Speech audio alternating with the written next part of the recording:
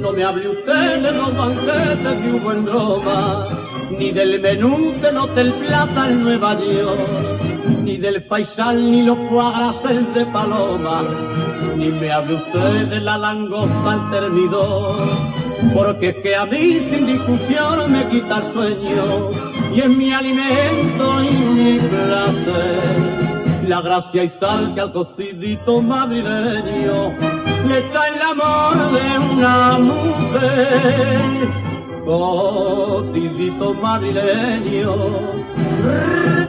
picando en la guardilla, que me huele a hierba buena y a verbena en la vitilla.